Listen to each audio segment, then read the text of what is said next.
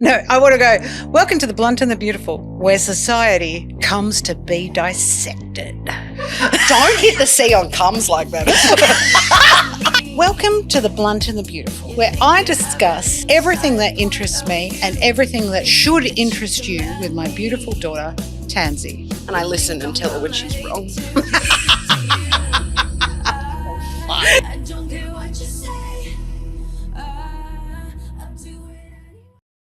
Hello and welcome to Blunt and the Beautiful. Hello, lady. How are you? Very well. How are you? I'm good, thank you. Yes. I'm hungry for today's episode. Well, I like that you've got your little cherries on your T-shirt Thank there you. because Thank we're going to talk about food. Oh, food, glorious food. No, the reason I wanted to talk about food was that I was watching a MasterChef clip the other night and I thought, how much has a show like MasterChef influenced popular culture food? Absolutely. And I want to talk about not every food trend, but food trends and things that we grew up with. Food that I might have made that you hated. Well, yes, that did happen. Yeah. I know the rumours are true. Yes. And kind of tracing the rise and fall of dishes because I think it's really, really interesting. So I'm going to start with I'm a 70s child. Yes, My you are. mum used to love a dinner party and I remember her putting grapes in toffee. That doesn't sound terrible. It's when the meats get in the jelly that I get a bit skew-if on it all.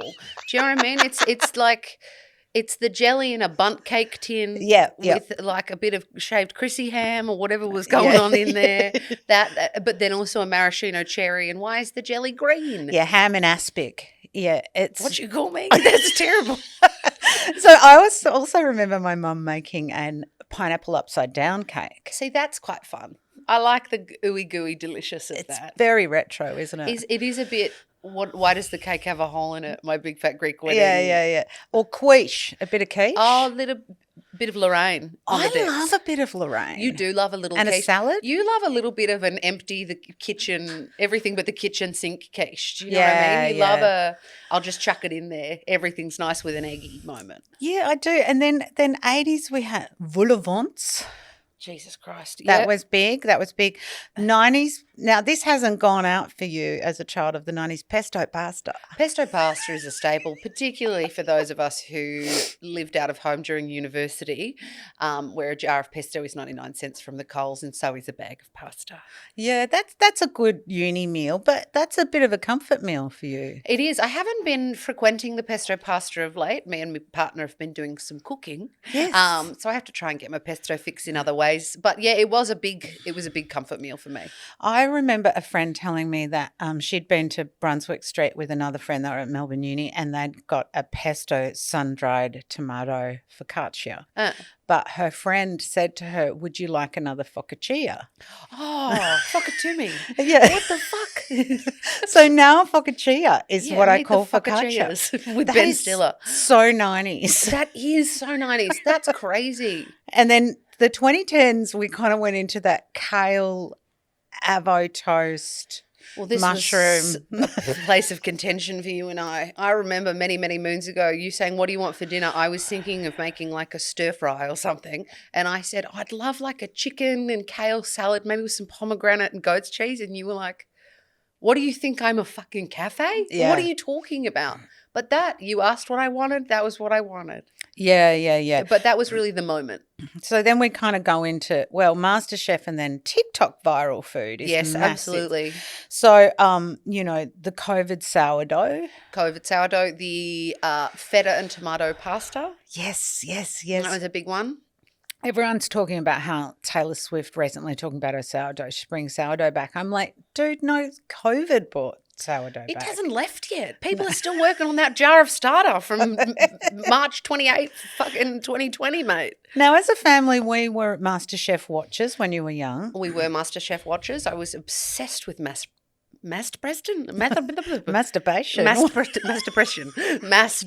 No, Matt Preston. Fucking hell. I loved him and his jaunty cravats. I was a big fan. You did. And he had a way with the words. He did. And Gary freaked me out. And so by extension, Matt was for me.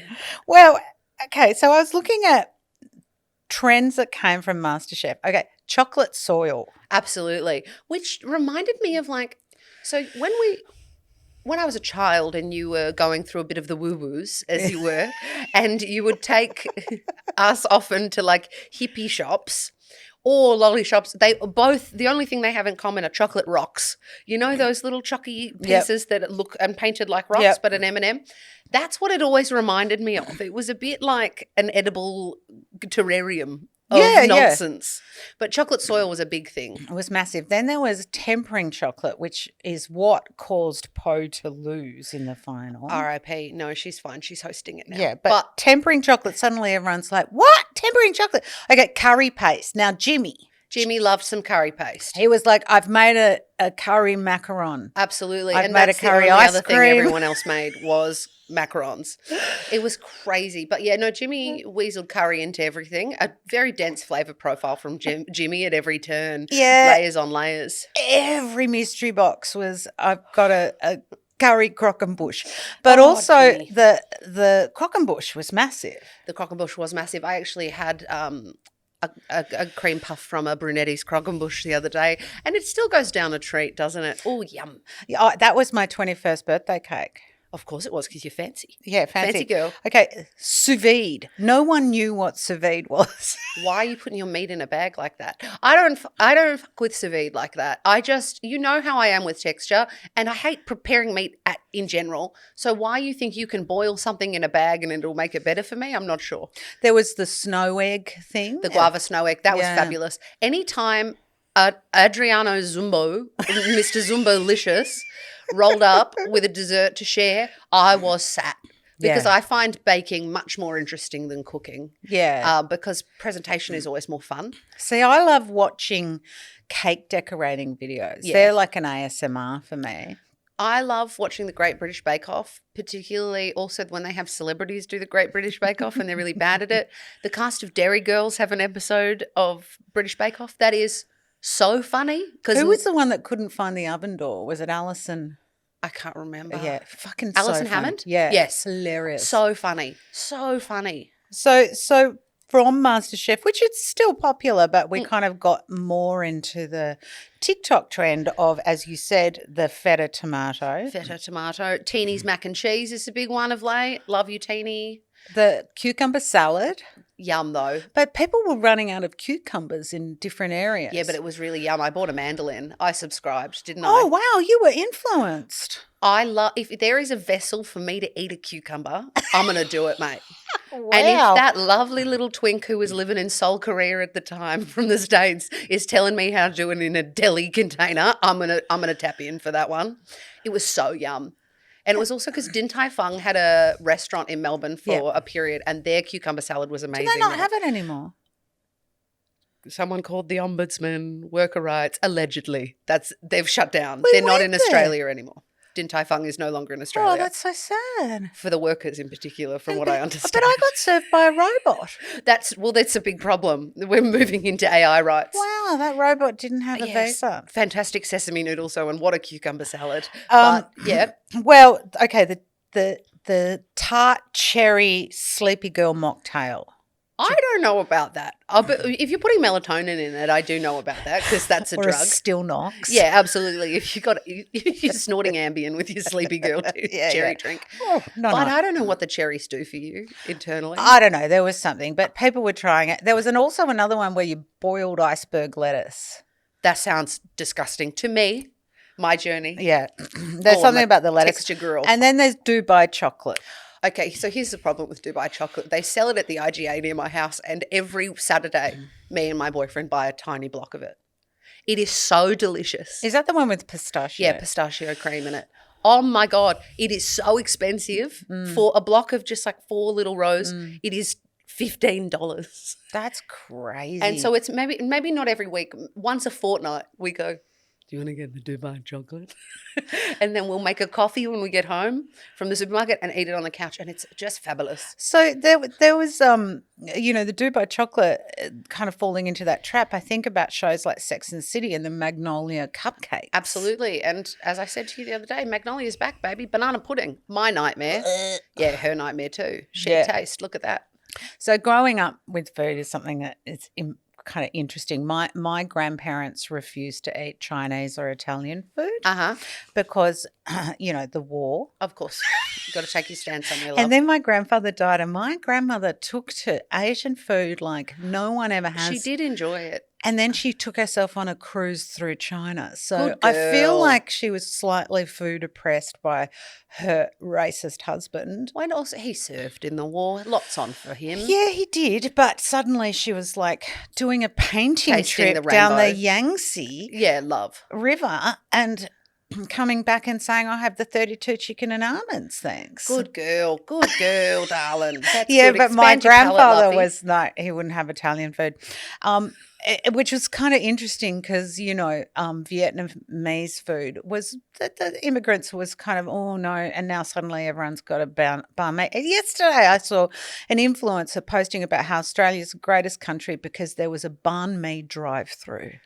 Where's that, though? I don't even drive a fucking car and I want to know where that is.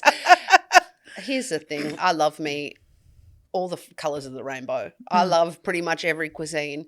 Actually, but I don't like many foods, but I like almost every cuisine. That's your ADHD though. No, it's, well, maybe. Texture. No, you as a child, texture was like bleh. Stop feeding me weird textures. I remember trying to feed you a baguette once with my mum in Melbourne, and you just looked at my mum and went bleh, and just rolled it out of your tongue. It was. Why didn't I like it? I don't know. I'm pretty pro bread now. I know, it was pretty funny, but. Pizza, that's like such an everyday food. Sushi, just go and get some sushi for lunch. Well, absolutely. I love a bit of this a sushi hub every 12 steps, and I think that's really important for our city's economy. A friend of mine's parents came down from far north Queensland. That sushi wasn't a big thing up there at the time. Obviously it's changed since, but they kept saying, can we go and get some sushi?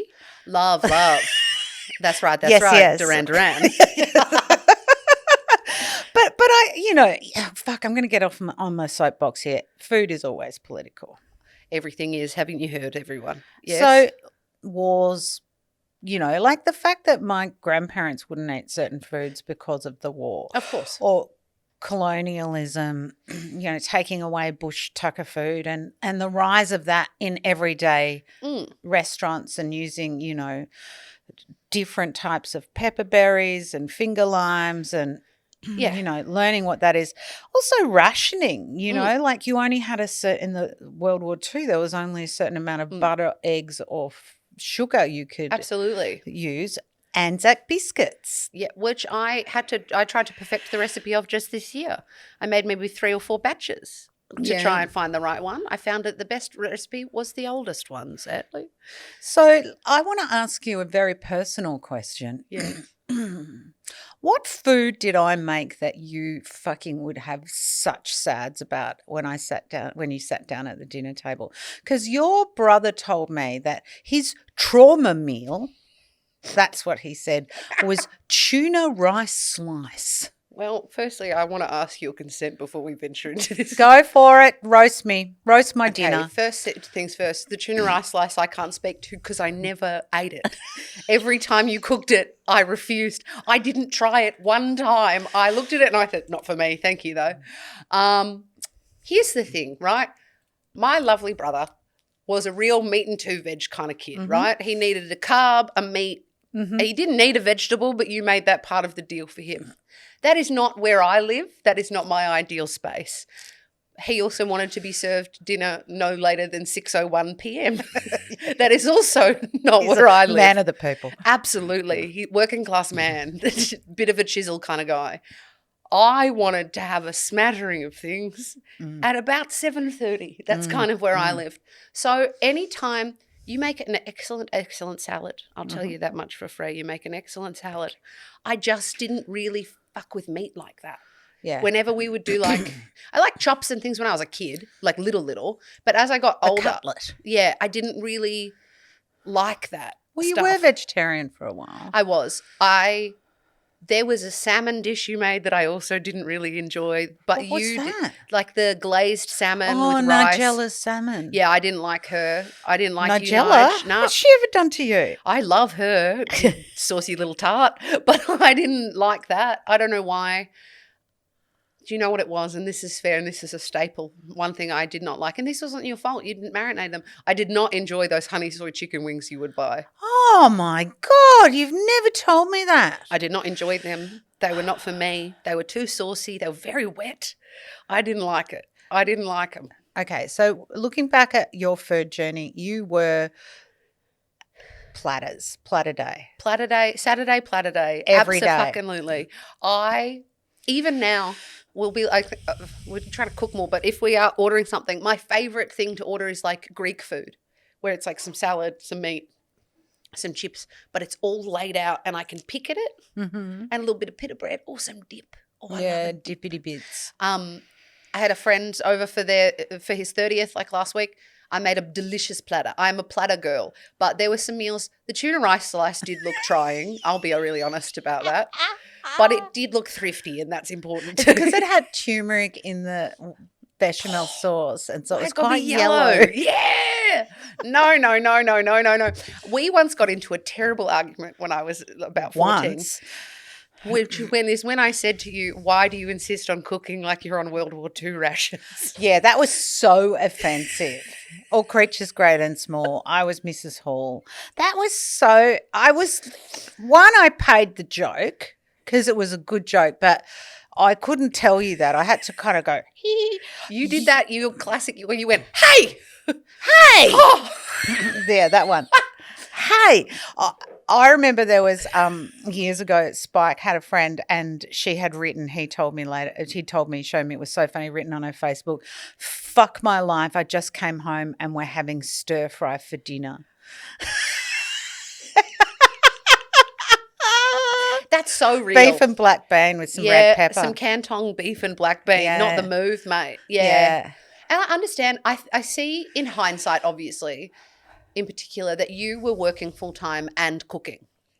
And that's really hard because I don't work full-time and I hate cooking anyway. And I don't have fucking kids to feed, right? And so then Spike and I had such varying taste. We had liked such different things. We like similar things now. But at the time, no.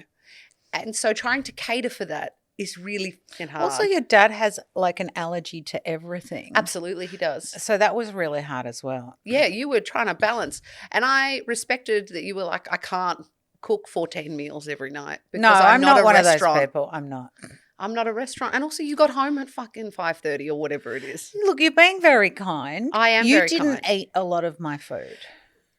Well, that's because it wasn't very nice for me. So But then I just would buy what you wanted and you go make your own dinner. Well, we would often, if I rolled up to the supermarket with you on a Saturday for whatever reason, I would be like, oh, if you're making that, can I make this? Yeah, right? And I was like, whatever. If you're making bolognese, can I get this pesto and some centro tomatoes and whatever, and I'll use the pasta or blah, blah. But I do like your bolognese. No, but you know what you used to like that I used to make you was the feta and pumpkin and pine nut pasta.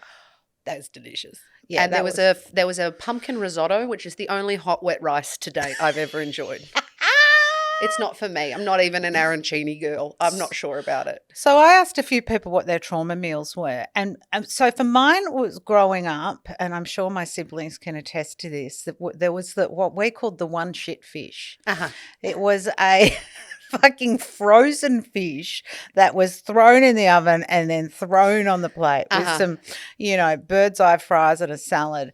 And there was something in the fish that would make you want to go to the toilet immediately. And oh, goodness gracious. Three of us lining up, high-fiving on the way up. The other one was a curried sausage. Oh, my God. Just sausages featured a lot, actually. Sausages in brown gravy. I'd like to take this opportunity to thank you for never introducing me to the curried sausage as a child. That was not part of my narrative. But when I moved into state for uni, not only was the curried sausage part of people's past, it was part of their present. And I would often frequent people's apartments to hang out, and they would start making a curried sausage with that curry, like that Maggi curry sauce sachet.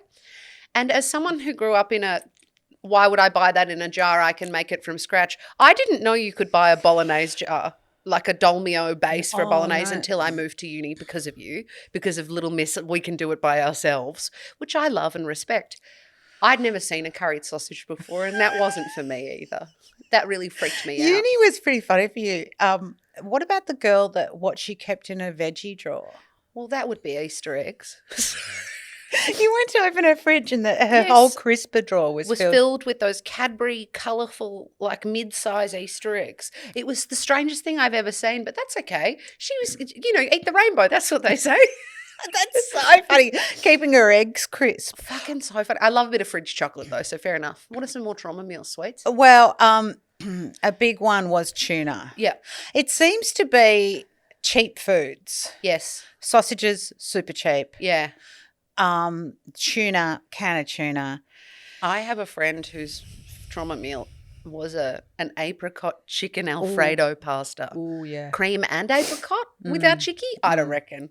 That's a bit off. But there are foods that are very nostalgic. So my grandmother used to love a plate of a mixed salad, a spring salad. Yep. The weather had changed. You get a bit of cold meat, a hard-boiled egg cut in half, bit of beetroot.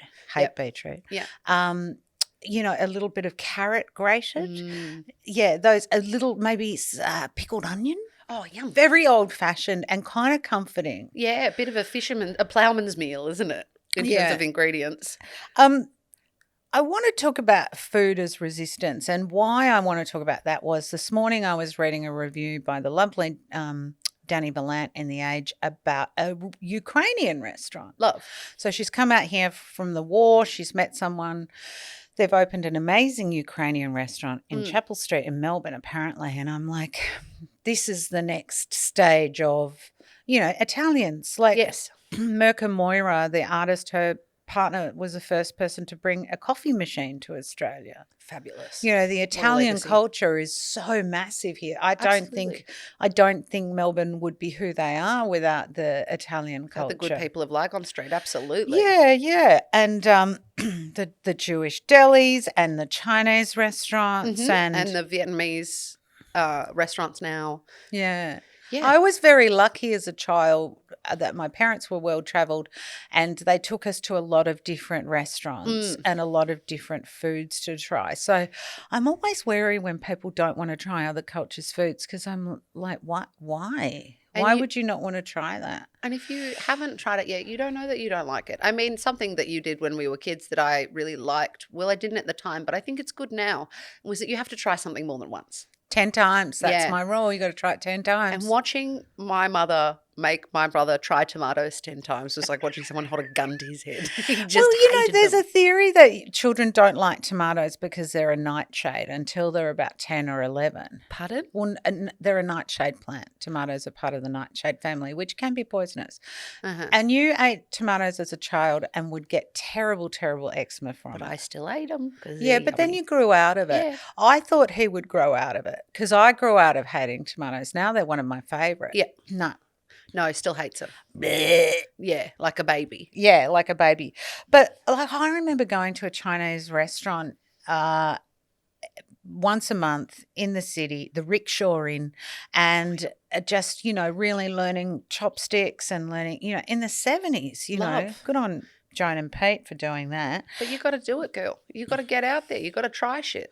Yeah, so I was thinking about the Ukrainian restaurant because of the war, and then thinking about the rise of African food here. And it's becoming more popular. We need to go to an African restaurant. Anyone want to recommend one? Tell me. Because that's a great way to kind of bridge cultures, and there's all sorts of different Northwest African, and then there's West African and blah, blah, blah. But, you kind of got to cross that bridge with cultures, I think, and sort of say, okay, I'm going to have a go. These people are here. Let's all work as one. And, suddenly it will just become normalized for you. Absolutely. And I think that food is such a uniting thing. It means a lot to share food with someone, and to share food from someone's culture. Yeah, it does. Is important and special and deserves to be recognized and appreciated. I do have a question for you though. What is your strangest food combination that you really fuck with, or the weirdest? Not weird as in maybe slightly gross. Some people are Peanut butter on a pickle kind of girl? It's toast with Vegemite and jam on top of the Vegemite. I'm sorry I asked. I'm so upset now. What? It's sweet and sour. So are you. What do you mean? You put. I know. What kind of jam? Any jam. Any holes a goal with Katie? What's My going dad on? used to like Vegemite on raisin toast. Yes, that is true. I think that's where I got it. It was that sort of. I'm going to get you a bag of Cobb's sweet and salty. You're shit bricks, mate. No, I don't like that. It's terrible. I don't have it very often, but I do like it. That's so fun. What's yours? It would be the Coles pasta salad. Ooh. That creamy, horrific one that's filled with coriander. Yeah. That would be that. Not the Woolworths one. That one's gross. Not the Aldi one. That one's gross. Just the Coles one. Yeah, I don't know why. It used to be something that during uni I would just get occasionally and eat and be like, ooh, I don't know. I love mayonnaise apparently, which I don't traditionally love mayo like that, man. I remember going to uni. I went to uni in Perth, living out of home, and going and buying a Swiss roll, those ones with and just eating the whole thing. Yeah, I love that. Like that. This is a great. I was never allowed those sort of foods. Of course not. That's a kind of interesting point though, because there's no such thing as good food and bad food. No, moralizing. When I say bad food, I mean food that you go, it's not even a health thing. You go, this is strange. Yeah, and it's hangover food. Like a friend's husband loves the skin off KFC when he's hungover. Fair enough. He'll get a bucket of chicken and just eat the skin. Yeah. Like it will rub the skin into its tummy. Well, see, my hangover meal, after a big night in particular, I'm ordering pad thai with extra tofu, and then I'm ordering roti bread with peanut sauce, but I'm getting extra peanut sauce to dip my tofu into, and I'm getting a Fanta. A Fanta? That is the hangover. I've drunk a Powerade in the morning, and then at about 3 p.m. I'm going to need a Fanta. I always knew you'd had a big night when I'd go into your room and there'd be a half-eaten pad thai on your bed with maybe a bottle of Mountain Dew because they didn't have Fanta. Yeah. I'd go, ooh, she's been on it tonight. Tansy's ordered from Coco Thai again. Okay, so what is your last meal? That's a bit. I lay in bed because I knew I was going to ask you this and thought about what mine was. So you go. Okay. Well, I'm not sure. It's going to be pretentious, arguably, but also it's going to be a mixture of high and low art, I reckon.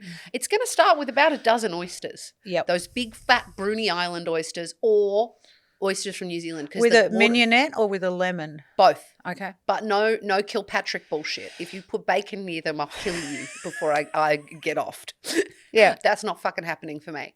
Then from there, we probably will go into some sort of bucket o' prawn with a cocktail sauce. Wow. That's from the Tin Shed in Port Douglas. They call it a bucket o' prawns. Yeah. Just a cold prawn, very Christmas Day vibes. Yep. And maybe some salmon sashimi. And I'll be dead soon, so the gout I will be developing doesn't matter. Yeah. And then from there, we'll probably go into maybe some roti bread and peanut sauce just because I'm thinking about it, and that's delicious. And that's just a palate cleanser, really. We're going to be eating for Australia, by the way. I need a little smattering. I just needed really a taste of all of it, if that makes sense. Yeah, okay, keep going. And then from there, we might venture to Europe. Oh, okay. We're doing around the world in 80 bites. We might do a little bit of an Italian moment. We could do a pasta. We could do a little. Actually, this is very specific. There's a restaurant I went to in Adelaide. Yeah, I can't remember the name of it. Very helpful, but they did a Moreton Bay bug pasta that really got me. Or I recently had the spanner crab pasta from Capitano in Carlton. These are our options. We're doing a seafood theme. Okay. And then you've got mercury poisoning at this point. Well, I'm going to die, so what does it matter? That's true. And then from there, we're going to probably have a creme brulee, maybe some fresh raspberries. All of this is topped off with a 2-litre bottle of Diet Coke with a crazy straw. That's on ice like champagne, so it's minty cold. And I think that could be it. No dessert? That was my creme brulee and fresh raspberries. Oh, is that it? For dessert, yeah, I don't know. Cheese platter? I could do a Saturday platter day actually to You polish do like that a fucker little off. cheese. I do. And actually, maybe this will be the only alcohol. It'll be wank alert, a cheese platter, and a lovely syrupy dessert wine. Oh, sticky. Yeah. I've got the taste for dessert wine like my daddy did. I'm similar to you. I will go 6 oysters with a mignonette dressing. Then I'll do the best Caesar salad you can think of. Yep. With iceberg lettuce and with some cos lettuce and white anchovies. Yum, yum, yum, yum. French fries. Yep. A Diet Coke with a slice of lemon with tiny pieces of ice. Pebble ice like a good Mormon wife. Yeah. And I'm going to finish with a fairy cake, a cupcake that has the centre cut out with some cream and a straw. Yep, and that's it. With it, do you want the little bits of cake as the wings on the side? Absolutely. Dusted in icing sugar. And maybe a really good latte from the cafe up the road made by the Japanese guy. Yep. That's it. That's fair enough. Well, that was fun. That was fun. Last meals, last rites. Yeah. Try food out of your wheelhouse, people. Support your local restaurants. And if you're listening and you're 14, don't be afraid to tell your mother she cooks like it's World War II. Because we've gone on to have a really beautiful relationship since that trying time. Yeah, we just don't cook for each other. No, we don't. Not yet anyway. All right. Love you. Boy. I don't care what you say.